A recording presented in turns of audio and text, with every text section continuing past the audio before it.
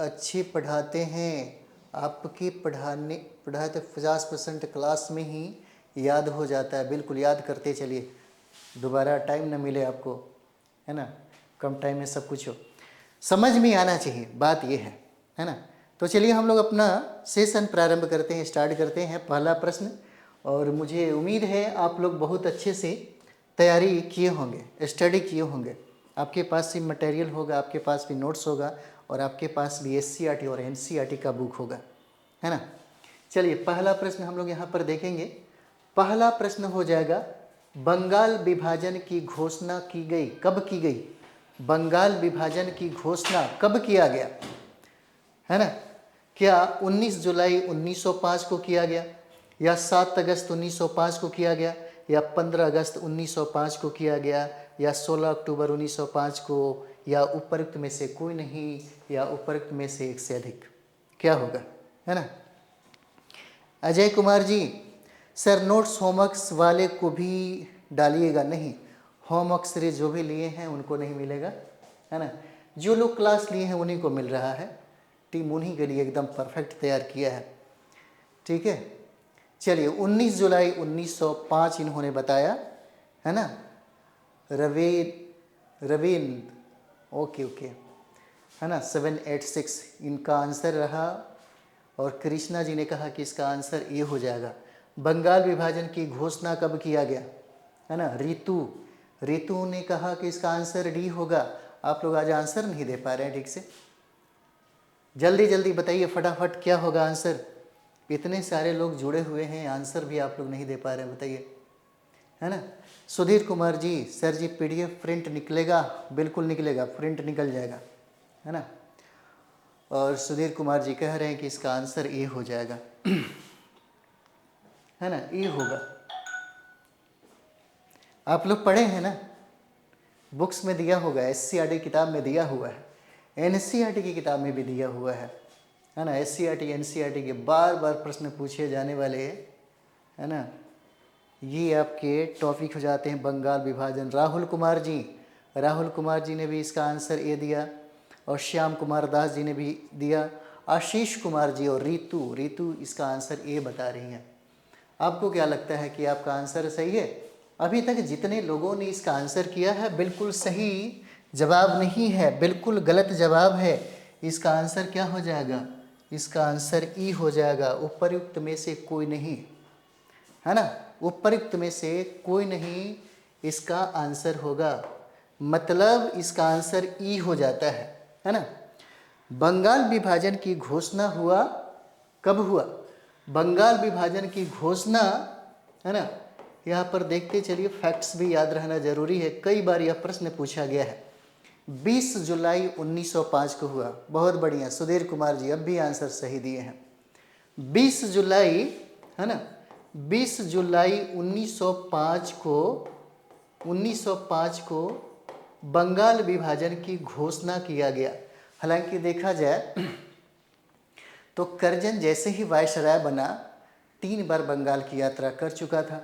इसको लगा कि यहाँ पर, है ना, राजनीति का केंद्र जो बना हुआ जा रहा है, यानी कि भारत में, यानी कि ईस्ट इंडिया कंपनी के लिए बहुत ज़्यादा खतरा दिखाई दे रहा था। और ये खतरा करजन ने बहुत ही नज़दीक से देखा। करजन को ये बात समझ में आ गई कि यदि बंगाल का विभाजन नहीं किया गया तो क्या होगा। उसको लगा कि हिंदू और मुसलमानों के बीच में जिस तरह से एकता प्रगाढ़ हो रही है, जिस तरीके से राष्ट्रीय चेतना का विकास हो रहा है, अगर इसे रोका नहीं गया तो हमारे लिए भारत में बहुत दिनों तक भारत के लोगों को गुलाम बनाकर रखना और भारत पर नियंत्रण स्थापित करना बहुत ही मुश्किल होगा। और यही वजह था कि 1903 में ही बंगाल विभाजन की रूपरेखा तैयार करके, है ना, इसकी घोषणा भी कर दिया गया। लेकिन मूर्त जो रूप होता है वह वहाँ पे मूर्त रूप धारण नहीं कर पाया। और यही वजह था कि हिंदू और मुसलमानों की एकता से सबसे ज़्यादा, है ना, सबसे ज़्यादा डर करजन को हो रहा था।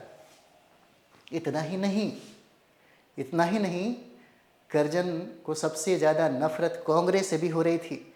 और यही वजह था कि कांग्रेस के बारे में वो कहता है कि यह देशद्रोहियों का संगठन है। कांग्रेस के बारे में करजन ये बात कहता है कि जब तक मेरा शासनकाल इस भारत में रहेगा, है ना, हम चाहेंगे कि यह कांग्रेस का पतन हो जाए, विनाश हो जाए, या मर जाए या बर्बाद हो जाए, यह चाहता है। जैसे ही उसने 20 जुलाई 1905 को बंगाल की विभाजन का निर्णय की घोषणा हुई, घोषणा के बाद याद रखिए एक बहुत इंपॉर्टेंट पॉइंट हो जाता है 7 अगस्त, है ना, 7 अगस्त, पेन चेंज कर लिया जाए,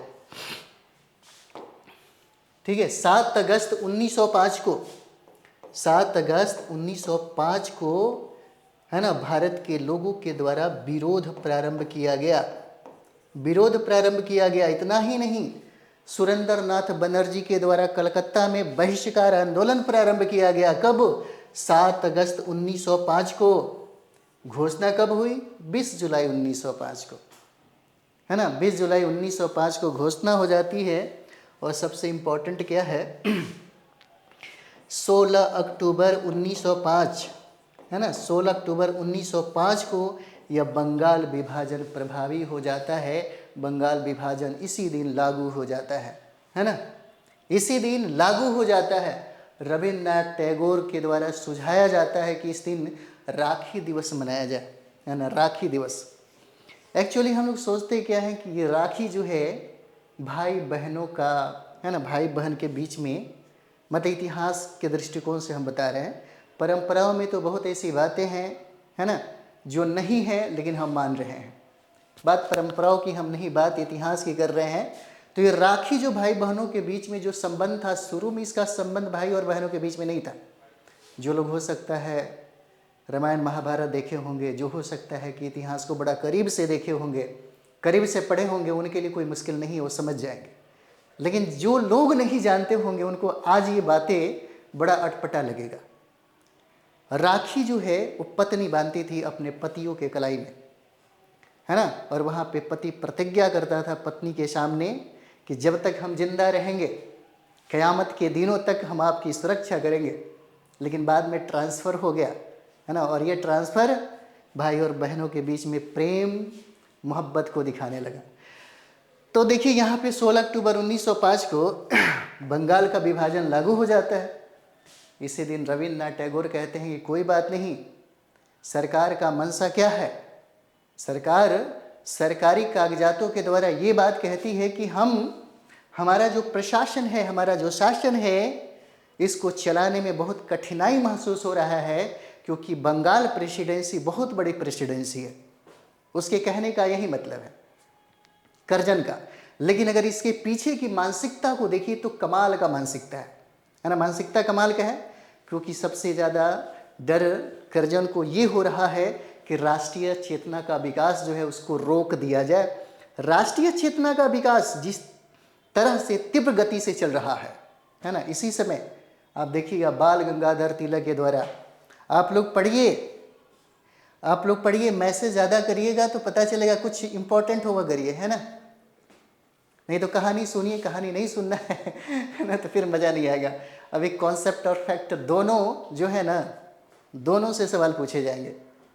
तो कोशिश ये रहे कि हम लोग 90 पार करना है, तो थोड़ा सा इतिहास, ज्योग्राफी, पॉलिटी, साइंस, है ना, करेंट अफेयर्स, मैथ और रीडिंग पे उसी तरीके से पकड़ बनाना होगा। ताकि आप देखिए कल के समय में कितना नियुक्ति पत्र लोग लिया, मिला और गया, है ना, चेहरे पे कितनी खुशी थी। कुछ ऐसे विद्यार्थी भी आकर के मिले जो ये सुनने गए थे कि नीतीश कुमार कुछ कहेंगे 4.0 को लेकर के, वो सीधे सीधे मेरे पास आकर के मतलब रोने वाला चेहरा दिख रहा था। कितना तकलीफ वाली बात थी, है ना। तो हम लोग कहाँ थे तो यहाँ पर देखिए 16 अक्टूबर 1905 को रविन्द्रनाथ टैगोर ने कहा कि इस दिन शोक दिवस मनाना चाहिए और इस दिन, है ना, रक्षाबंधन दिवस मनाना चाहिए। ये रविंद्रनाथ टैगोर ने कहा और भारत के लोगों ने, भारत के जनमानस ने, है ना, उनकी बातों को क्या किया, एक्सेप्ट किया। इसी दिन जितना भी क्रांतिकारी जो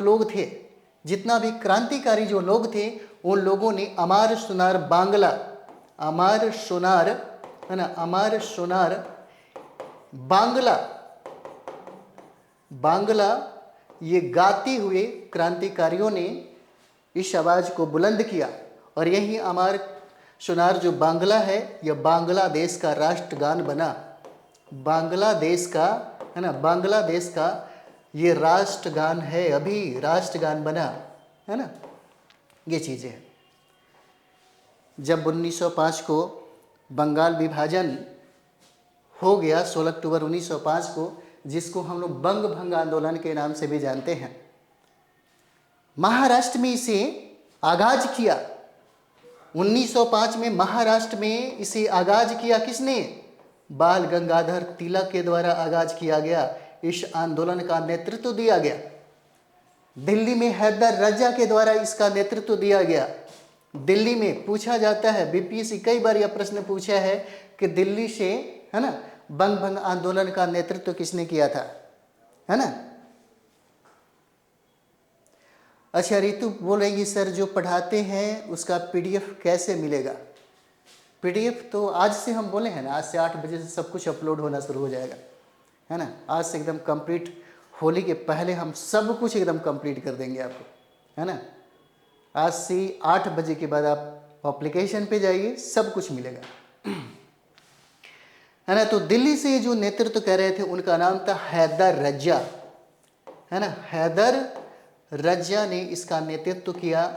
और मद्रास से, यह भी प्रश्न पूछा गया है कि मद्रास से नेतृत्व किसने किया?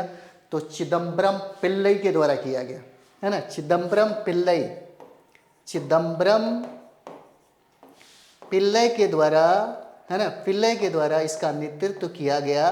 और एक इम्पॉर्टेंट और है, पंजाब से इसका आगाज किसने किया था? और कहा जाए, है ना, तो इस सत्याग्रह का जो विचार था, यह विचार लाला लाजपत राय के द्वारा ही दिया गया, है ना। लाला लाजपत राय के द्वारा, लाजपत राय के द्वारा दिया गया। और यहाँ से एक और व्यक्ति भी नेतृत्व किया जिनका नाम है अजीत सिंह।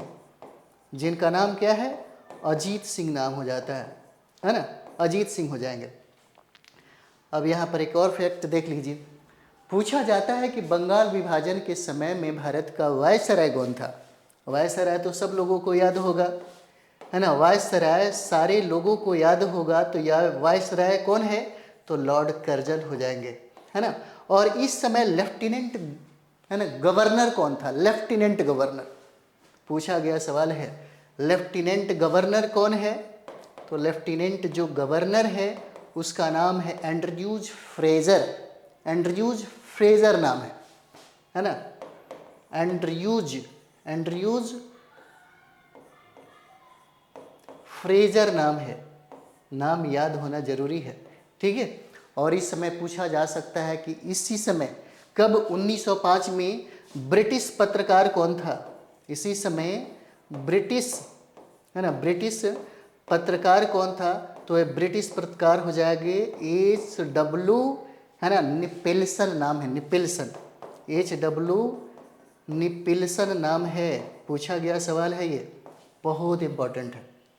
1905 में, है ना, 1905 में देखिए किसी भी चीज़ का रिपोर्टिंग करने के लिए आप देखते होंगे, जब नियुक्ति पत्र नीतीश कुमार के द्वारा जब बांटा जा रहा था तो बहुत सारे मीडिया के द्वारा, बहुत सारे पत्रकारों के द्वारा, है ना, कवर करने के लिए, कवरेज करने के लिए, रिपोर्टिंग करने के लिए सारे अपने संवाददाताओं के साथ वो लोग पहुँचे होंगे। उसी तरह से 1905 में ब्रिटिश एक पत्रकार था जिसका नाम था WC निपल्सन, यहीं आया था रिपोर्टिंग करने के लिए, है ना। और इसने एक पुस्तक लिखी जिस पुस्तक में बंगाल विभाजन के बारे में चर्चा किया है, ठीक है। चलिए आगे हम लोग बढ़ते हैं, अगला प्रश्न देखा जाए। चलिए नेक्स्ट सवाल हो जाएगा, 1905 में बंगाल विभाजन किस वायसराय ने किया? है ना, बंगाल विभाजन किस वायसराय ने किया? लॉर्ड हार्डिंग या लॉर्ड कर्जन या लॉर्ड लीटन या लॉर्ड मिंटो? उपयुक्त में से कोई नहीं, उपयुक्त में से एक से अधिक कौन सा होगा? है ना, पूनम सिंह जी भी हैं, बहुत बढ़िया। अजय कुमार जी 2 का बी, कृष्णा जी हैं 2 का बी, और रोशनी कुमारी जी हैं, रोशनी कुमारी बी हैं, और पंकज ठाकुर जी हैं, बहुत बढ़िया, है ना। पूनम सिंह जी हैं, ज्योति कुमारी जी हैं, अजय दास जी हैं, ओके। रितु भी बता रही हैं, MD शाहिद जी हैं, चलिए बहुत बढ़िया, अभी आंसर अब सही आने लगा है ना। तो ये आंसर हो जाता है आपका बी, मतलब लॉर्ड कर्जन, एकदम सही जवाब है। श्याम कुमार दास जी और संगीता कुमारी संगीता, ओके बहुत बढ़िया, एकदम सही जवाब है आप सभी लोगों का, लॉर्ड कर्जन हो जाएगा है ना। तो यहाँ पर देखिए कर्जन के बारे में थोड़ा सा समझ जाते हैं, कर्जन के बारे में थोड़ा सा समझिए क्या है कर्जन को लेकर के। तो कर्जन भारत में वायसराय जो बनकर के रहा, कर्जन जो भारत में वायसराय बनकर रहा, यह 1899 से लेकर के 1905 तक बना है ना, 5 तक रहा। कब से कब? तो 1899 से लेकर के 1905 तक इसका शासनकाल था। डेट याद रखिएगा है ना, डेट याद रखिएगा। कौन? तो कर्जन, कर्जन बना।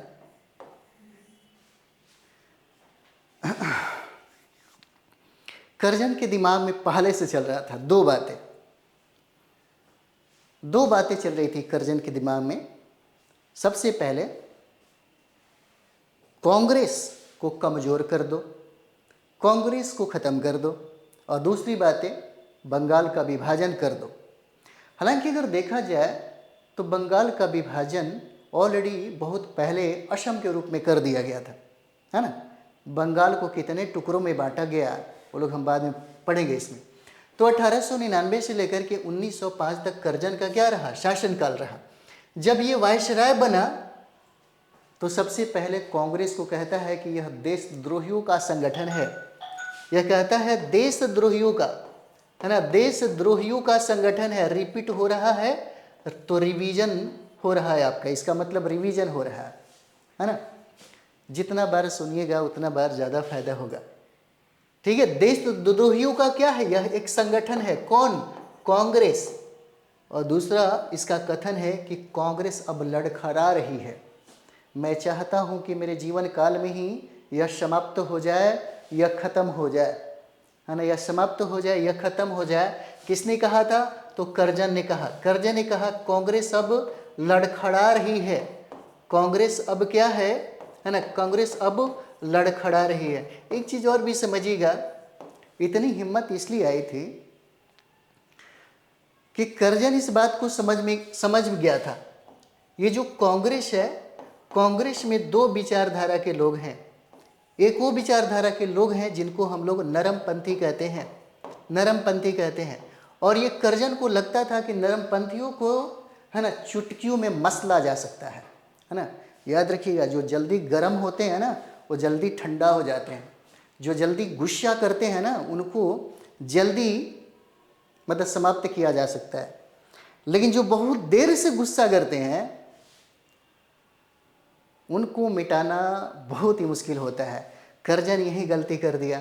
कर्जन को लगा कि नहीं, हम तो नरमपंथी लोगों को इस तरह से षड्यंत्र के जाल में बूंद देंगे कि लोग बर्बाद हो जाएगा है ना। जो लोग दिमाग से रणनीति बनाते हैं, जो लोग सोच के रणनीति बनाते हैं किसी भी चीज़ का है ना, एकदम कूल होकर के उनका रणनीति सफल हो जाता है। सबसे बड़ी बात क्या थी? नरमपंथियों का जो तरीका था, इस तरीका से जो गरमपंथी लोग थे, गरमपंथी इस तरीका से क्या थे? असहमत थे, नाराज थे। और दोनों के बीच में जो विभेद था, जो मतभेद को लेकर के, जो विचारों को लेकर के जो टकराव था, ये टकराव पहले से पता था किसको? कर्जन को। और यही वजह था। आप देखिएगा 1905 में ही लफड़ा लग जाता है ना। आप देखिएगा स्वदेशी को लेकर के, स्वराज को लेकर के हिंद और खास करके कांग्रेस के दो विचारधाराओं के बीच में युद्ध हो जाती है। ये समस्या देखिए तो 1902-4 से ही शुरुआत हो जाता है, 1906 में ही हो जाता है, 1906 में हो जाता है। लेकिन बात यह थी कि नरम दल और गरम दल के बीच में एक व्यक्ति था है ना, एक व्यक्ति था जिस पर सारे लोगों की सहमति होती ही होती किसी भी हालत में।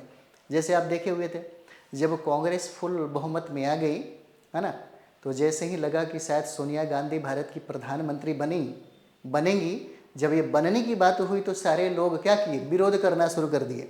लेकिन कांग्रेस ने एक ऐसे पर्सनालिटी को प्राइम मिनिस्टर ऑफ इंडिया बनाया जिस पर सारे लोगों की सहमति और सारे लोगों की मोहर जो है वो लग गई मनमोहन सिंह। उसी तरीके से कांग्रेस ने सोचा कि अगर हम विद्रोह को थोड़ा सा और आगे बढ़ा दें, तो उसने 1906 का जो कलकत्ता अधिवेशन हो रहा था, उस अधिवेशन की अध्यक्षता है ना दादा भाई नौरोजी को सौंप दिया। और दादा भाई नौरोजी बाल गंगाधर तिलक के गुरु है ना, और बाल गंगाधर तिलक, लाला लाजपत राय, कोई भी आदमी विरोध ही नहीं कर सकता था। सबसे बड़ी बात ये थी, विरोध नहीं कर सकता था, है ना। और यही वजह था कि दोनों के बीच में जब टकराव का समाचार कर्जन को मिलता था तो लगता था कि हम तो क्या करेंगे, अपने शासनकाल में ही इसको बर्बाद करके ही जाएंगे, ख़त्म करके ही जाएंगे। हालांकि बाद में 1907 में है ना, 1907 में इस कांग्रेस का विभाजन 2 भागों में हो जाता है। ठीक है, बात हम लोग कांग्रेस में है ना और कर्जन के बीच में रिलेशन देख रहे थे। अब देखिए यहाँ पे कर्जन जो है शासनकाल 1899 से 1905 तक होता है। अब यहाँ पर देखिए कर्जन कुछ काम भी करता है, कुछ बेहतर काम करता है, कुछ अच्छा काम करता है। जैसे भारत में सिंचाई का जो प्रबंध है ना, भारत में सिंचाई का प्रबंध है, उस सिंचाई को उन्नत करने के लिए यहाँ पर एक सिंचाई आयोग का गठन करता है ना, एक सिंचाई आयोग का है ना, एक सिंचाई आयोग का गठन करता है। कौन करता है? तो कर्जन करता है। सिंचाई आयोग का गठन कब? 1901 में करता है, या सिंचाई आयोग का गठन करता है ना। भारत में एजुकेशन सिस्टम, अभी नीतीश कुमार देख रहे हैं, नीतीश कुमार एजुकेशन सिस्टम को सुधारने में लगे हुए हैं और बात सही भी है। अभी भी हम भारत के है ना 2011 जनगणना के अनुसार अगर हम लोग बात करेंगे तो अभी भी हमारा जो बिहार है एजुकेशन के रेशियो में सबसे पिछड़ा हुआ स्टेट माना जाता है ना। तो सबसे बड़ी बात है कि भारत में भी कंडीशन इतना ही खराब था, लेकिन कर्जन ने एक और काम किया।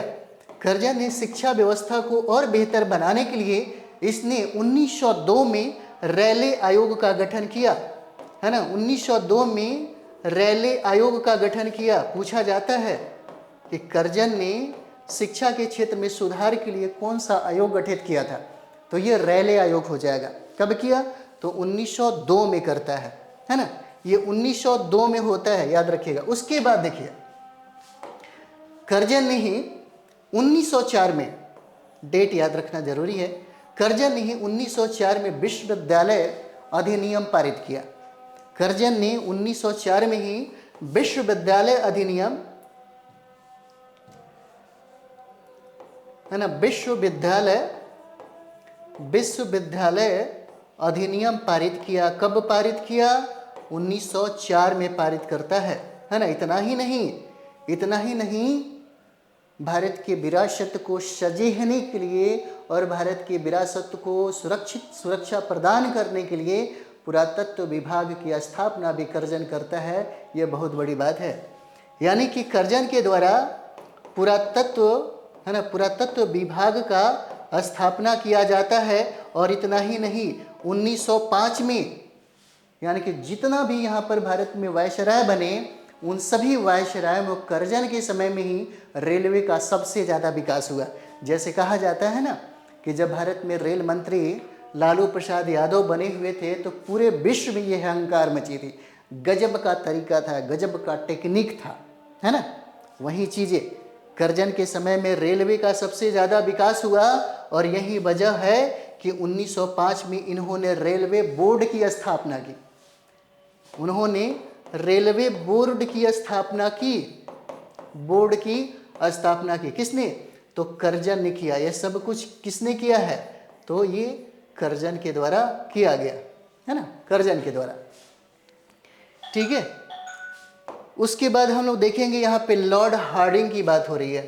तो लॉर्ड हार्डिंग की अगर शासनकाल की बात किया जाए तो 1910 से लेकर के 1916 तक इनका शासनकाल है ना, लॉर्ड हार्डिंग का 1910 से लेकर के 1916 तक। ठीक है, दिख रहा होगा आप लोगों को। और यहाँ पर देखिए, यानी कि बंगाल विभाजन का जो रद्द है, 1911 में बंगाल का विभाजन हो जाता है। और बंगाल का विभाजन जो रद्द है वह होता है लॉर्ड हार्डिंग के समय में ही, है ना। लॉर्ड हार्डिंग के समय में यह विभाजन क्या होता है? रद्द हो जाता है। उसके बाद यहाँ पर देखिएगा, इसी समय 1911 में ही बिहार एक नए प्रांत के रूप में सामने आता है।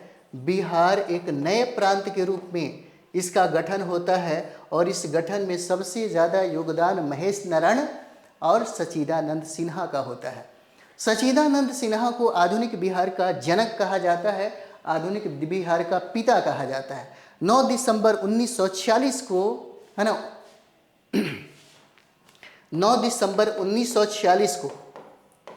1946 को संविधान सभा का अस्थायी अध्यक्ष नियुक्त किया गया और 11 दिसंबर 1946 को डॉक्टर राजेंद्र प्रसाद को इसका अस्थायी अध्यक्ष नियुक्त किया जाता है ना। तो बिहार प्रांत का, बिहार और उड़ीसा के रूप में एक नए प्रांत का गठन होता है। कब? तो यह होता है 1911 में होता है ना। और इसी समय 1911 में ही राजधानी परिवर्तन होता है। इसी समय 1911 में ही राजधानी परिवर्तन होता है, और राजधानी परिवर्तन करके कलकत्ता से ट्रांसफर हो जाता है दिल्ली में 1912 में, है ना। और बिहार का उदय भी होता है 1912 में ही होता है, इसे याद रखिएगा। यानी कि दिल्ली राजधानी कब बना? 1912 में बनता है। दिल्ली जो है, दिल्ली यह राजधानी कब बना? तो 1912 में बनाया। अभी हम लोग जो भी कर रहे हैं एकदम VBI है, सिर्फ एग्ज़ाम के पर्पज़ से बहुत इंपॉर्टेंट हो जाता है ना। ठीक, फैक्ट वही, एग्जाम ही सिर्फ। उसके बाद देखिए हम लोग देखते हैं लॉर्ड मिंटो। लॉर्ड मिंटो के संदर्भ में क्या क्या बातें हो सकती हैं इंपॉर्टेंट, तो यहाँ पर देखिए लॉर्ड मिंटो का जो शासनकाल है 1905 से लेकर के 1910 तक के काल को हम लोग कहते हैं, है ना। मिंटो द्वितीय का, मिंटो जो द्वितीय है ये 1905 से लेकर के 1910 तक इनका शासनकाल रहता है। और इन्हीं के समय में 1906 में, है ना, 1906 में आप लोगों को पता होगा मुस्लिम लीग का गठन होता है। 1906 में इन्हीं के समय में मुस्लिम लीग का, है ना, मुस्लिम लीग का गठन होता है। इन्हीं के समय में मुस्लिम लीग का गठन होता है। और इतना ही नहीं, सूरत अधिवेशन 1907 में, है ना, 1907 में क्या हुआ? सूरत अधिवेशन। कई बार यह प्रश्न पूछता है सूरत ताप्ती नदी के किनारे है। सूरत पूछा गया है कि सूरत का जो अधिवेशन हुआ वह किस नदी के किनारे हुआ था, है ना। तो ये ताप्ती नदी के किनारे हुआ सूरत अधिवेशन। और सूरत अधिवेशन की अध्यक्षता राष्ट्र बिहारी घोष ने किया था। और ये सूरत अधिवेशन हुआ किनके समय में? तो मिंटो द्वितीय के समय में यह हुआ था। और एक चीज़ और भी देखिए, बहुत ही फंटास्टिक है, कई बार यह सवाल पूछता है। 1908 में बाल गंगाधर तिलक को 6 वर्ष की सज़ा होती है। 1908 में बाल गंगाधर तिलक को 6 वर्ष की सज़ा होती है। और इसी समय ये मांडले जेल चले जाते हैं। मांडले जेल चले जाते हैं। कहाँ पे है? तो म्यांमार में है ना, मांडले जेल। और इन्हीं के समय में, यानी कि मिंटो द्वितीय के समय में ही 1909 में, है ना, मुस्लिमों के लिए एक पृथक निर्वाचन का स्थापना किया जाता है। बहुत इंपॉर्टेंट है। 1909 में, है ना, सांप्रदायिक आधार पर निर्वाचन पद्धति का सबसे पहला जो आधार था मुस्लिमों को ही दिया गया, है ना। चलिए आगे हम लोग बढ़ते हैं। चलिए, और कौन हो जाते हैं? लीटन, लॉर्ड लीटन हो जाते हैं, है ना, लॉर्ड लीटन। 5-6 नहीं, लगभग 10 अगर देखें ब्रिटिश हुकूमत में तो 10 लोगों से बार बार प्रश्न पूछता है। मात्र 10 ही है जहाँ से प्रश्न बार बार पूछता है। तो यहाँ पर देखते हैं लीटन के बारे में। लीटन 1876 से लेकर के 1880 तक ये, है ना, यहाँ पर ये वायसराय रहता है, ठीक है। और सबसे बड़ी बात क्या है? लीटन को ओवन मैरेडियो के नाम से जानते हैं। ओवन मैरेडियो, यहाँ तक कि ओवन मैरेडियो के नाम से किसको जानते हैं? यूपीएससी में, आईएएस में ये सवाल पूछा हुआ था। लीटन को हम लोग कहते हैं ओवन मैरेडियो, ओवन, है ना, ओवन मैरेडियो कहते हैं, मैरेडियो, ओवन मैरेडियो कहा जाता है। पूछा जाता है कि कौन से वायसराय हैं जिसको ओवन मैरेडियो के नाम से हम लोग जानते हैं। और ये प्रतिक्रियावादी के प्रबल समर्थक थे। लीटन जो है ये प्रतिक्रियावादी है ना, जो नीति है उसके ये प्रबल समर्थक थे। कौन? लीटन हो जाते हैं, है ना। और इन्हीं के समय में, लीटन के समय में ही 1876 में वर्नाकुलर प्रेस एक्ट आया। वर्नाकुलर है ना, वर्नाकुलर प्रेस एक्ट आया, प्रेस एक्ट आया। और इसी वर्नाकुलर प्रेस एक्ट से बचने के लिए है ना, अमृत बाजार पत्रिका, अमृत बाजार पत्रिका रातों रात बांग्ला भाषा से अंग्रेजी में छपने लगा। रातों रात। कौन सा? अमृत बाजार पत्रिका। ये रातों रात बांग्ला भाषा से है ना, बांग्ला भाषा से कन्वर्ट होकर के अंग्रेजी में यह छपने लगा, अंग्रेजी में छपने लगा। इसके जो संपादक हैं, इसके संपादक शिशिर कुमार घोष हो जाते हैं। शिशिर कुमार घोष है ना, शिशिर कुमार घोष हैं और मोतीलाल घोष हो जाते हैं, मोतीलाल घोष हैं। युगांतर बोल रहे हैं। अमृत बाजार पत्रिका, कई बार ये पूछा हुआ प्रश्न है, ठीक है। तो चलिए हम लोग आगे बढ़ते हैं। अगला प्रश्न,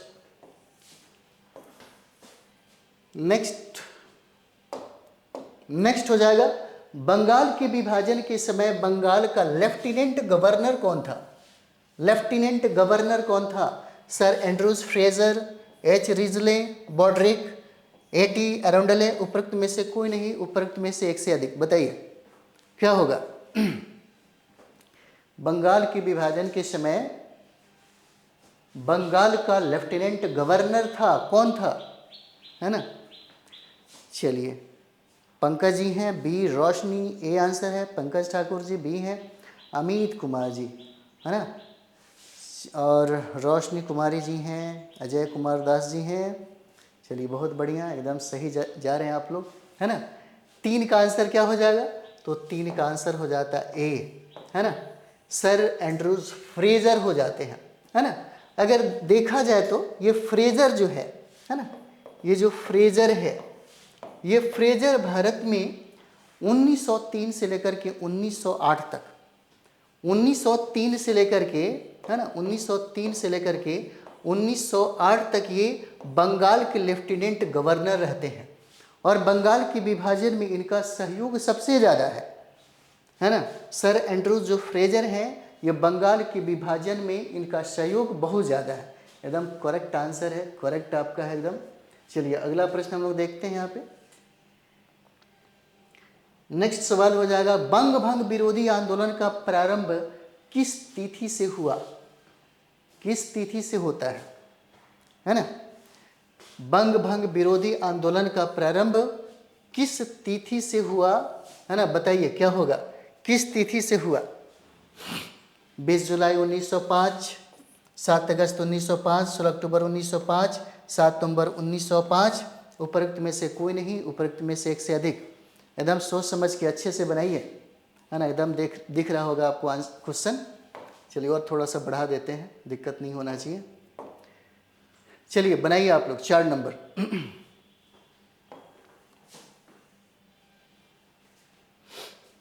है ना, 4 नंबर का क्या होगा?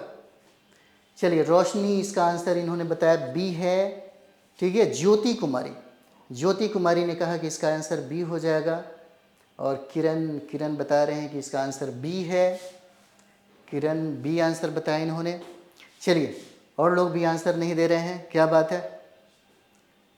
पढ़े नहीं हैं, पढ़ाई वढ़ाई किए हैं ना आप सभी लोग? चलिए बहुत बढ़िया। और रीतू बोल रही है कि इसका आंसर सी हो जाएगा, 16 अक्टूबर होगा, है ना, 16 अक्टूबर है। और किरण जी बी हैं और रोशनी कुमारी इन्होंने कहा कि इसका आंसर बी हो जाएगा।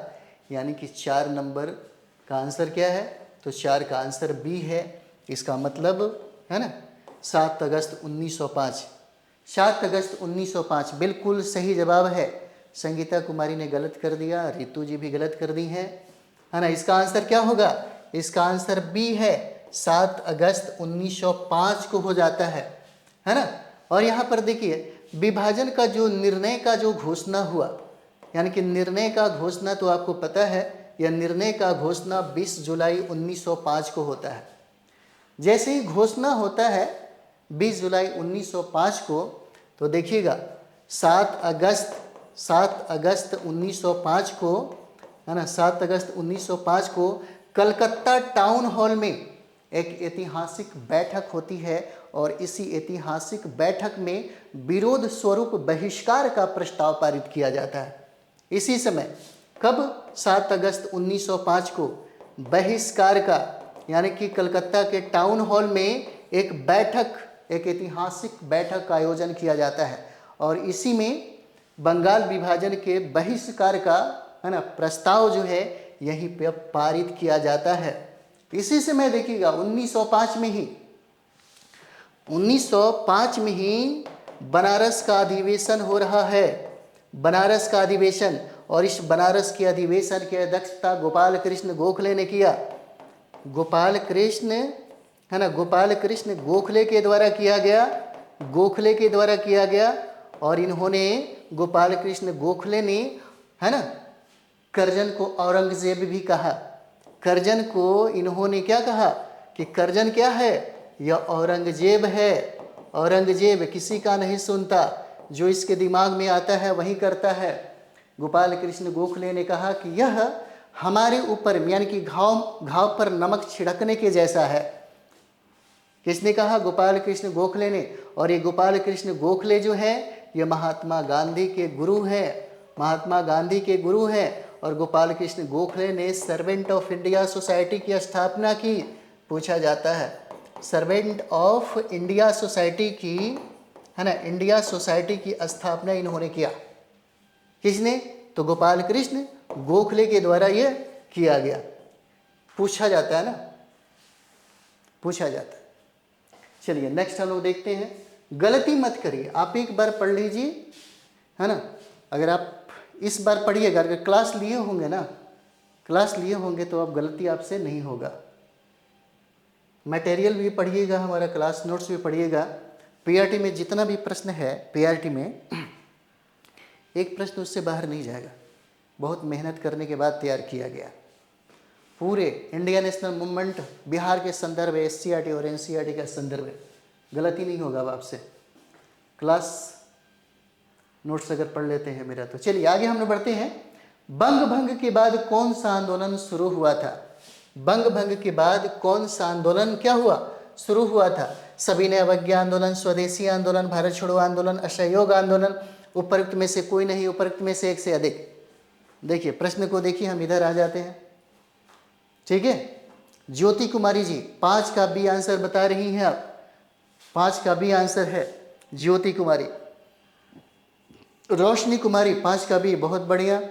एमडी शाहिद जी हैं, शाहिद जी बहुत बढ़िया, एकदम आंसर एकदम सही कर रहे हैं। इसी तरह लगे रहिए, एकदम गलती नहीं होना चाहिए। सुनीता कुमारी, इन्होंने कहा कि 5 का, है ना, बी आंसर होगा। बस इतने ही लोग हैं, क्या बात है। संख्या इतने लोग होने के बावजूद भी आप लोग आंसर नहीं लगा रहे हैं। कन्फ्यूजन है या कोई गलती हो रहा है आपसे? कोई प्रॉब्लम हो तो बताइए। किरण कुमार जी हैं, किरण जी हैं, बी हैं। अजय कुमार दास जी हैं, इन्होंने कहा कि 5 का आंसर क्या होगा? बी होगा। चलिए एकदम सही जवाब है स्वदेशी आंदोलन हो जाएगा। इसका आंसर क्या है? बी हो जाता है ना। स्वदेशी आंदोलन प्रारंभ हुआ, यानी कि बंग भंग के बाद कौन सा आंदोलन शुरू होता है? तो यह स्वदेशी आंदोलन प्रारंभ होता है ना। इसी समय समझ में आता है कि अच्छा, बहुत प्यार मोहब्बत हमने दिखाया अंग्रेजों के साथ रह करके, है ना।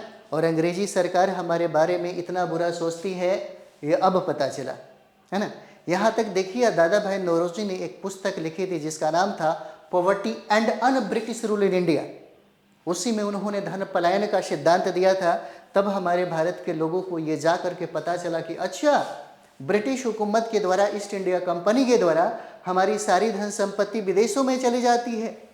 तब पता चला, है ना। नहीं तो भारत के लोग किसी और को अपना दुश्मन समझ रहे थे। और लेकिन दुश्मनी का जो अगर कहें तो वाकई में अच्छा रिलेशन रहा है ईस्ट इंडिया कंपनी के साथ, है ना।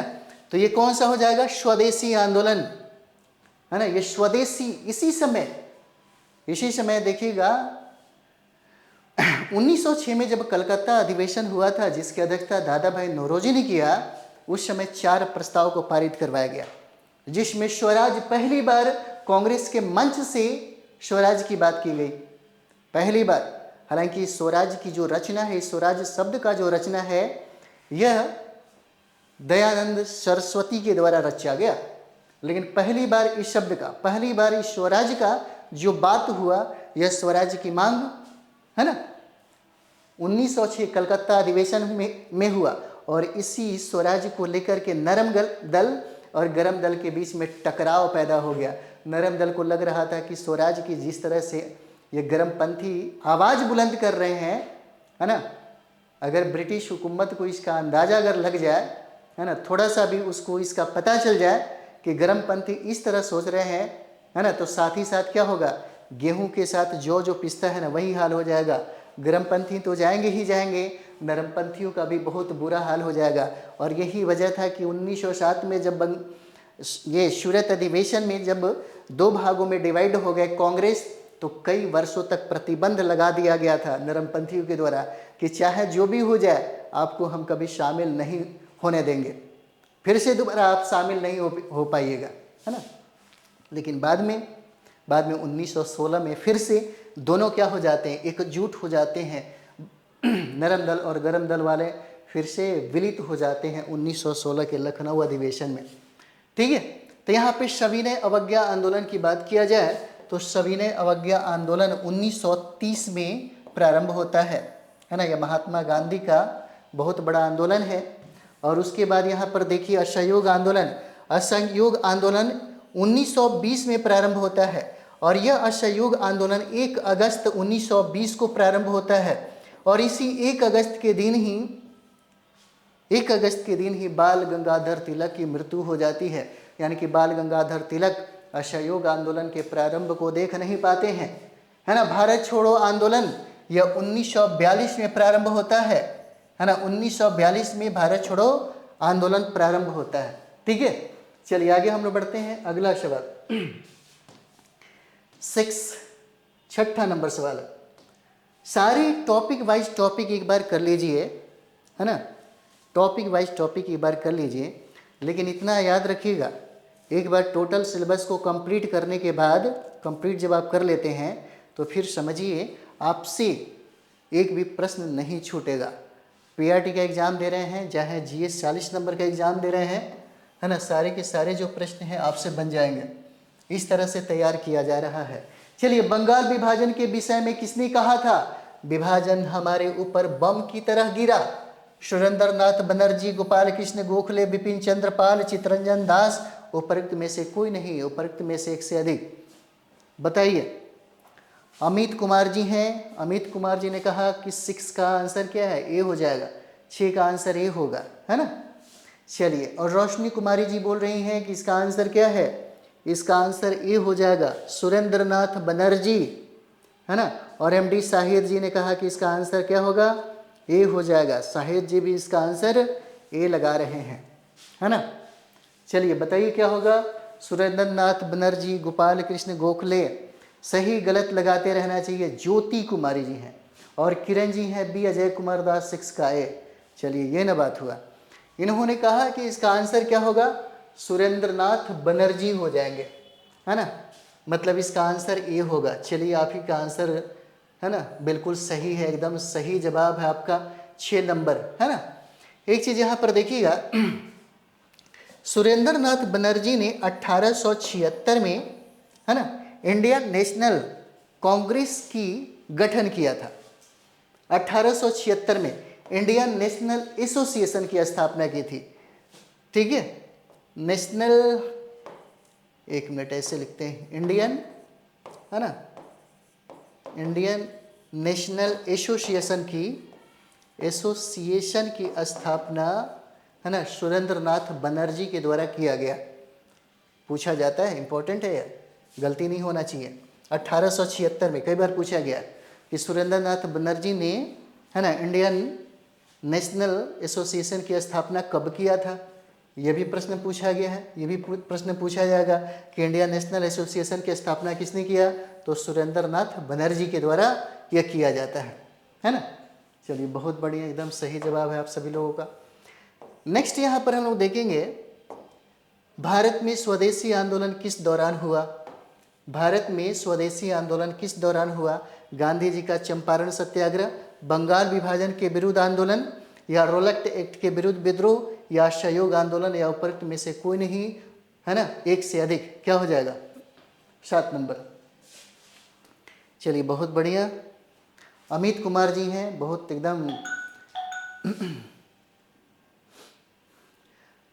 पूजा कुमारी 40 का सिलेबस यहाँ पर है, नहीं मिलेगा सिलेबस। एक काम करिए, हमारे यूट्यूब पे है ना सिलेबस का डिस्कशन कराए हुए हैं, आप वहाँ पर देख लीजिए बहुत बढ़िया तरीके से, है ना। जीएस 40 नंबर में, चाहे वो टीजीटी हो या पीजीटी हो, जीएस 40 नंबर में क्या क्या पूछा जाता है ना। जैसे जीएस 40 नंबर की बात करते हैं, जीएस 40 नंबर ये बहुत इंपॉर्टेंट होता है आपके सब्जेक्ट के लिए और सब्जेक्ट कॉम्बिनेशन के लिए। अगर किसी भी विद्यार्थी का स्कोर 30 प्लस आया तो रिजल्ट हो जाएगा।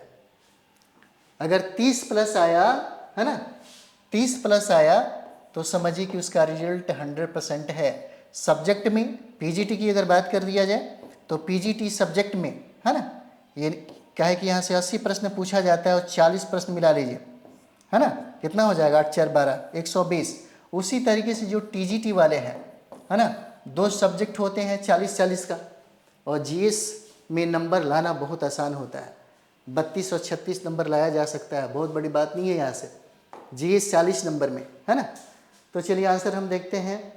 ये सुनीता कुमारी जी हैं, इन्होंने कहा कि बी, रितु बी है, रोशनी कुमारी, वाह क्या बात है, बहुत बढ़िया।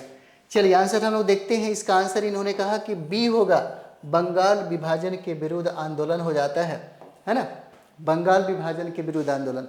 अब समझ में आ रहा है, यानी कि गांधी जी का चंपारण सत्याग्रह कब हुआ, 1917 में, है ना। और चंपारण सत्याग्रह याद रखिएगा, चंपारण सत्याग्रह आपके जो भी इतिहास लिया होगा, पीआरटी के लिए तो मोस्ट इंपॉर्टेंट है ही, जीएस 40 नंबर वालों के भी लिए भी मोस्ट इंपॉर्टेंट है, कई बार संदर्भ में पूछा गया है, चाहे वो टीजीटी वाले हो चाहे पीजीटी वाले हो। तो जो भी फैक्ट है, फैक्ट मैंने कराया है ना, बहुत बढ़िया तरीके से आप जरूर देख लीजिए। गांधी जी का चंपारण सत्याग्रह 1917, और ये है रोलक्ट एक्ट के विरुद्ध विद्रोह। यह रोलक्ट एक्ट कब आया, तो 1919 में, और इसी कानून को काला कानून के नाम से हम लोग जानते हैं, है ना, न वकील न दलील न अपील, ये कानून भी कहा जाता है। और असहयोग आंदोलन प्रारंभ हुआ 1920 में, यह आंदोलन प्रारंभ होता है। चलिए बहुत बढ़िया आंसर आप सभी लोगों का है।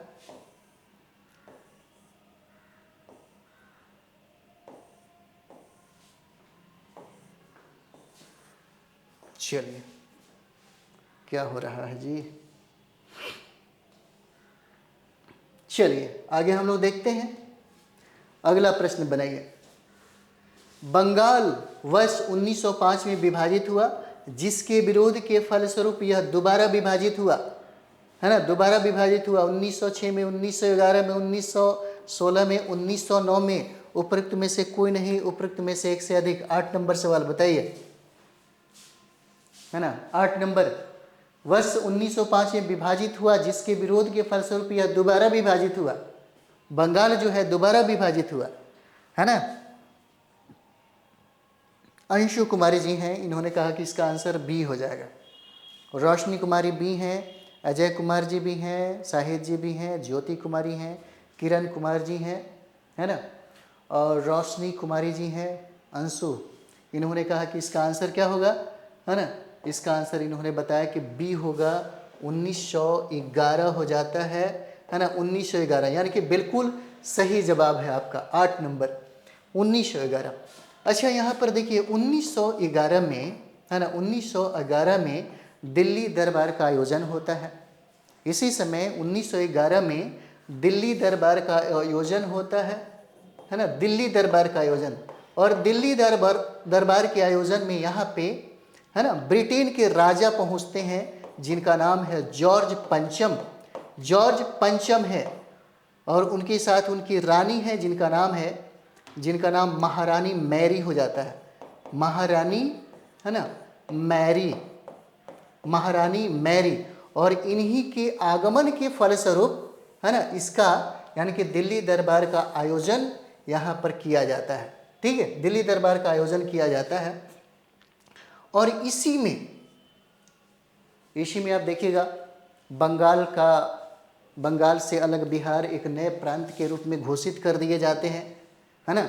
1911 में ही बंगाल विभाजन को फिर से क्या किया जाता है, रद्द कर दिया जाता है। और 1911 में ये जो प्रश्न है बंगाल को एक और टुकड़े के रूप में विभाजित होने के संदर्भ में है ना। तो यहाँ पर देखिएगा, हालांकि अगर देखा जाए तो 1874 में ही असम जो है एक नया प्रांत के रूप में यहीं पर स्थापित होता है। कब? 1874 में। कौन? असम एक नए प्रांत के रूप में स्थापित होता है। और इसी असम में सिलहट एक क्षेत्र है, सिलहट पूछा जाता है, सिलहट, इसी सिलहट को ऐड कर दिया जाता है, इसमें असम में जोड़ दिया जाता है इसी समय, है ना। चलिए यहाँ पर हम लोग देखते हैं जब 1911 में बंगाल विभाजन को रद्द किया गया तो 1911 में एक नई घोषणा का प्रतिपादन किया गया और वह घोषणा था बिहार उड़ीसा के गठन का। बिहार और उड़ीसा के गठन का था यहाँ पर, है ना। तो ये इंपॉर्टेंट है, पूछा जा सकता है। उसके बाद और भी कुछ चीज़ें हम लोग देख लेते हैं। ये 1906 में जहाँ से बार बार प्रश्न पूछा जाता है, यह कलकत्ता का अधिवेशन हुआ था 1906 में, जिसकी अध्यक्षता नौरोजी ने किया था, दादा भाई नौरोजी के द्वारा किया गया था। और इसी कांग्रेस के मन से पहली बार स्वराज की मांग रखी गई, है ना। पहली बार स्वराज की मांग है वह रखा गया था। कब? 1906 के, है ना, कलकत्ता अधिवेशन में। उसके बाद यहाँ पर देखेंगे 1916 है, 1916 में यहाँ पर एक लखनऊ का अधिवेशन होता है, लखनऊ अधिवेशन। और ये लखनऊ जो है गोमती नदी के किनारे है, लखनऊ ये गोमती नदी के किनारे है। और यहीं 1916 में ही होमरूल लीग का गठन होता है, लीग का स्थापना होता है ना। और यह स्थापना तिलक के द्वारा और एनी बेसेंट के द्वारा किया जाता है, एनी बेसेंट के द्वारा इसका स्थापना किया जाता है। और यही एनी बेसेंट 1917 में जब ये कलकत्ता अधिवेशन हुआ तो इसी कलकत्ता अधिवेशन की अध्यक्षता बनी और एनी बेसेंट कांग्रेस की अध्यक्ष बनने वाली प्रथम महिला हो जाती हैं। कौन? एनी बेसेंट, है ना, एनी बेसेंट हो जाती है। ठीक है। और इसी लखनऊ अधिवेशन कब हुआ? 1916 में। और इसी लखनऊ अधिवेशन में महात्मा गांधी से मुलाकात होता है। चंपारण के एक किसान नेता हैं जिनका नाम थे राजकुमार शुक्ल हो जाते हैं, राजकुमार शुक्ल, है ना। और यहीं पर ये निमंत्रण देते हैं गांधी जी को कि आप आइए चंपारण, और चंपारण में आकर के, है ना, नीलहों के द्वारा अत्याचार किए जा रहे हैं उन किसानों के दुख और दर्द को समझिए, है ना। महात्मा गांधी राजकुमार शुक्ल के निमंत्रण को, है ना, ये एक्सेप्ट कर लेते हैं। उसके बाद आइए नेक्स्ट, यहाँ 1909 का हम लोग देखेंगे। 1909 में मार्ले मिंटो सुधार आया था, मार्ले, है ना, मार्ले मिंटो सुधार आया था। डेट भी याद करते चलिए। 1909 में ही सांप्रदायिक निर्वाचन प्रणाली की सूत्रपात होता है। चलिए नेक्स्ट हम लोग देखेंगे अगला सवाल 9 नंबर। बढ़िया आंसर आप लोग कर रहे हैं। भारतीयों के विरोध के कारण बंगाल को फिर से कब एकीकृत किया गया? भारतीयों के विरोध के कारण बंगाल को फिर से कब एकीकृत किया गया? 1905, 11, 1947, 1971। उपरोक्त में से कोई नहीं, उपरोक्त में से एक से अधिक। क्या हो जाएगा, है ना। क्या बात है अमित कुमार जी, बहुत तेजी से आंसर दे रहे हैं, है ना। 1905, 11, 47, 71 बताइए। राहुल कुमार जी कह रहे हैं कि इसका आंसर क्या होगा? बी हो जाएगा, है ना। राहुल कुमार जी ने कहा कि इसका आंसर क्या होगा? बी हो जाएगा। चलिए और बताइए आप लोग। कृष्णा जी हैं, कृष्णा बी बोल रहे हैं। अंशु कुमारी जी हैं, अंशु कुमारी कह रही है कि इसका आंसर क्या होगा? बी होगा, यानी कि 1911 हो जाएगा, यही ना। और किरण जी हैं, रोशनी कुमारी जी भी हैं, इन्होंने कहा कि इसका आंसर क्या होगा? बी हो जाएगा, है ना। इसका आंसर बी है। चलिए बिल्कुल सही जवाब है आप सभी लोगों का। इसका आंसर क्या होगा? बी हो जाएगा। 1911 में फिर से क्या हुआ? एकीकृत किया गया 1911 में ही। नेक्स्ट यहाँ पर देखिए नेक्स्ट सवाल है, निम्नलिखित में से कितने स्वदेशी आंदोलन का नेतृत्व, है ना, किसने नेतृत्व कहा, तो दिल्ली में किया गया, है ना, दिल्ली में किया गया। निम्नलिखित में से किसने, है ना, किसने स्वदेशी आंदोलन का नेतृत्व दिल्ली में किया, तिलक ने या अजीत सिंह ने या लाला लाजपत राय ने या सैयद हैदर रजा ने या उपरोक्त में से कोई नहीं, एक से अधिक। सर टीजीटी के लिए भी है, हाँ टीजीटी के लिए है, टीजीटी के लिए भी है, पीजीटी के लिए भी है, होमवर्क सीरीज भी है, क्लास भी है। चलिए आगे हम लोग बढ़े, बताइए क्या होगा इसका आंसर। 10 नंबर सवाल बताइए। तिलक हो जाएंगे, अजीत सिंह हो जाएंगे, लाला लाजपत राय हो जाएंगे, हैदर रज्जा हो जाएंगे या अमित कुमार जी हैं। अमित कुमार जी ने कहा कि इसका आंसर डी होगा, है ना, अजीत कुमार जी डी हैं। चलिए और बताइए क्या होगा। अमित कुमार जी इसका आंसर कह रहे हैं कि इसका आंसर क्या होगा, डी हो जाएगा। चलिए तो ये हो जाता है आपका आंसर डी, सैयद हैदर रजा, बिल्कुल सही जवाब है आपका 10 का। देखिए दिल्ली से इसका नेतृत्व जो है ये सैयद हैदर रजा करते हैं, तो महाराष्ट्र से, है ना, महाराष्ट्र से इसका नेतृत्व जो है बाल गंगाधर तिलक के द्वारा किया जाता है ना। और ये मद्रास से इसका जो नेतृत्व है, मद्रास से चिदम्बरम पिल्लई के द्वारा इसका नेतृत्व किया जाता है, पिल्लई के द्वारा। और पंजाब से तो पता होगा, शेरे पंजाब लाला लाजपत राय को कहते हैं हम लोग, तो पंजाब से, है ना, पंजाब से लाला लाजपत राय के द्वारा और अजीत सिंह भी यहीं से नेतृत्व किए थे। अजीत सिंह भी यहीं से नेतृत्व किए थे। और लाला लाजपत राय के बारे में ये कहा जाता है कि इन्होंने सर्वप्रथम इस सत्याग्रह का विचार दिया था। एकदम सही जवाब है आप सभी लोगों का, सत्याग्रह का विचार सर्वप्रथम इन्होंने ही दिया था। चलिए नेक्स्ट हम लोग यहाँ पर देखेंगे। नेक्स्ट हो जाएगा, मद्रास में स्वदेशी आंदोलन का नेतृत्व किसने किया।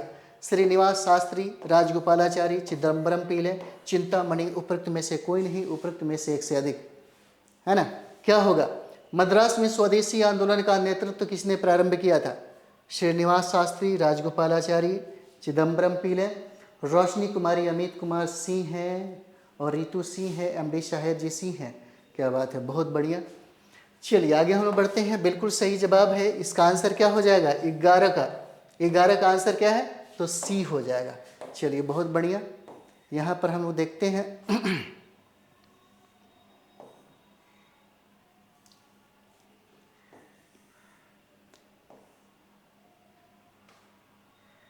चलिए, ब्रिटिश पत्रकार H.W. नेमिन्सन जुड़े थे, किससे जुड़े हुए थे, है ना, असहयोग आंदोलन से या सविनय अवज्ञा आंदोलन से, स्वदेशी आंदोलन से, भारत छोड़ो आंदोलन से, उपरोक्त में से कोई नहीं, उपरोक्त में से एक से अधिक। इतना कर लीजिए तो बंगाल विभाजन स्वदेशी आंदोलन से प्रश्न जो है छूटेगा ही नहीं। अब कहाँ से प्रश्न बनेगा, इतना कर ली तो आपका एकदम कंप्लीट हो गया, टॉपिक कंप्लीट हो गया, एकदम समझिए कि फिनिश हो गया। रोशनी कुमारी जी सी हैं, अमित कुमार जी, है ना, इन्होंने भी कहा कि इसका आंसर क्या होगा, सी हो जाएगा, है ना। चलिए बहुत बढ़िया, किरण जी भी, रितु भी, सुनीता कुमारी जी भी, इन्होंने कहा कि इसका आंसर क्या है, तो सी हो जाएगा, है ना। यानी कि स्वदेशी आंदोलन एकदम करेक्ट आंसर है, एकदम सही जवाब है आप सभी लोगों का, है ना। एक चीज़ और भी देखिएगा, ये पत्रकार जो ब्रिटिश पत्रकार हैं जिनका नाम है H.W. नेमिन्सन, यह भारत में मात्र 4 माह तक ही यह रिपोर्टिंग किया, मात्र 4 माह तक रिपोर्टिंग किया। और इन्होंने रिपोर्टिंग किया था, है ना, मैनचेस्टर गार्जियन का, यहाँ पे देखते हैं मैनचेस्टर, है ना, गार्जियन का, ग्लासगो हेराल्ड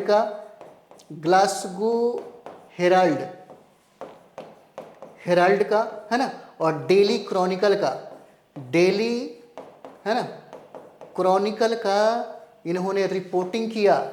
और रिपोर्टिंग करने के बाद इनको ये बात समझ में आ गई, है ना। और बात समझने के बाद इन्होंने एक पुस्तक भी लिखी, पुस्तक इंपॉर्टेंट है, पुस्तक देख लीजिए।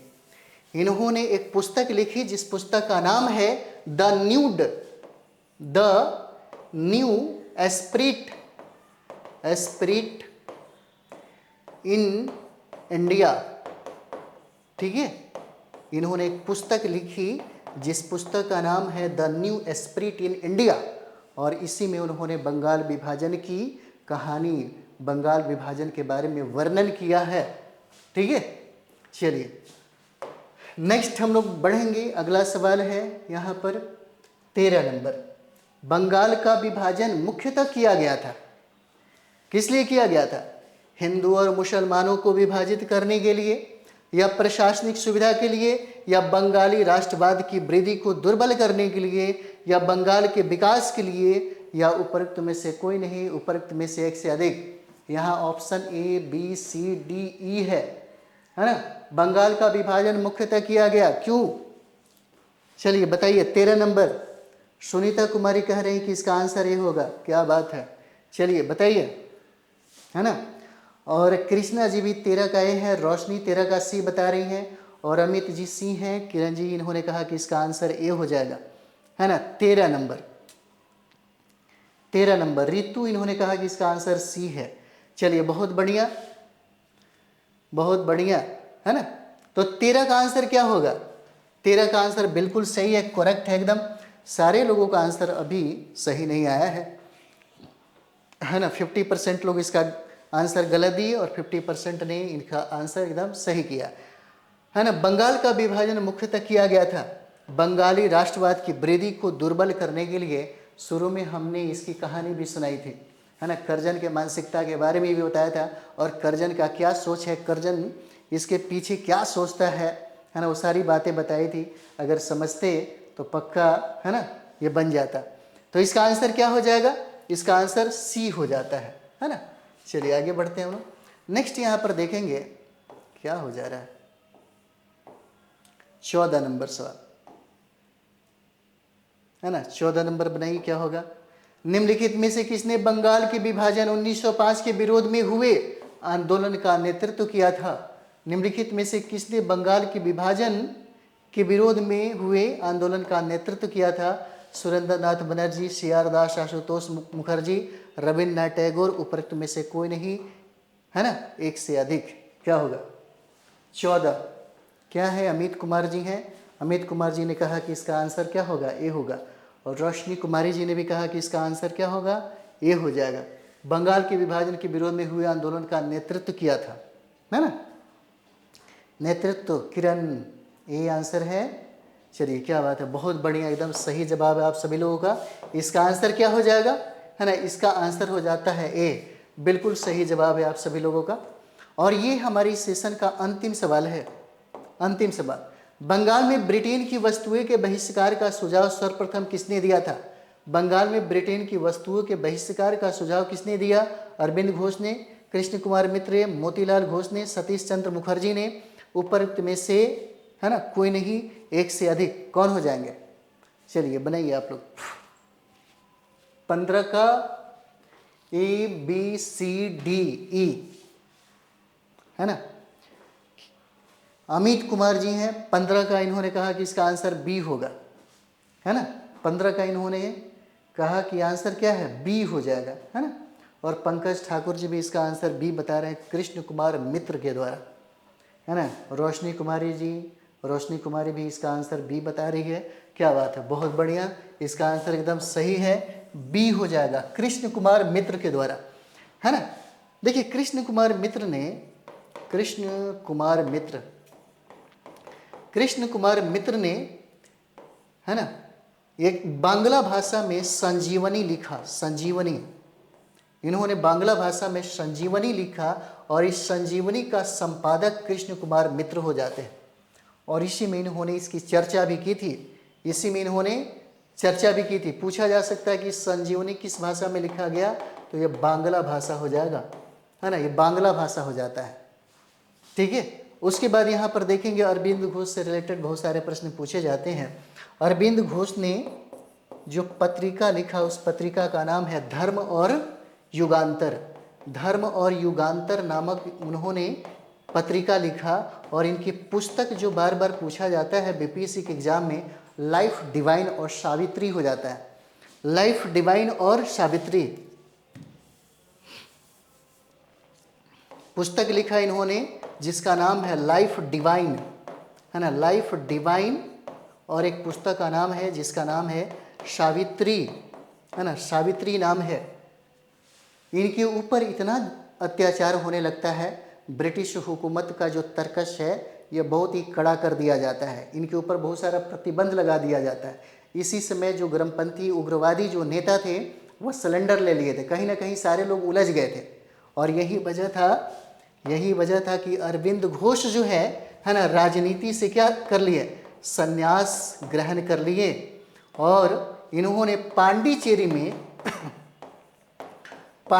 में जहाँ पर ओरोविले एक साइट है, ओरोविले, इसी जगह इन्होंने अपना आश्रम की स्थापना किया, अपना आश्रम की, है ना, आश्रम की ये स्थापना किया।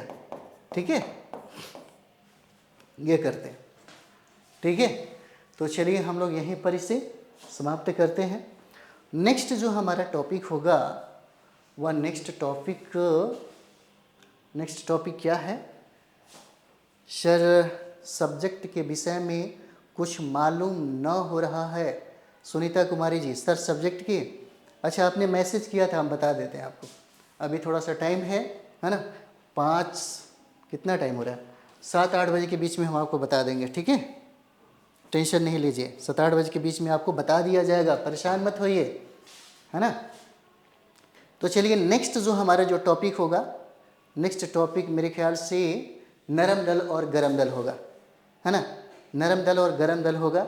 तो कल आप लोग तैयार रहिएगा। ठीक है सर, पीडीएफ नहीं मिल पा रहा है, 7-8 बजे से हमारा ये पीडीएफ जो है अपलोडिंग में लग जाएगा, सब कुछ मिल जाएगा आपको। ठीक है, आज से सब कुछ होना शुरू हो जाएगा। तो चलिए हम लोग मिलते हैं नेक्स्ट वीडियो में। थैंक यू वेरी मच आप सभी लोगों को।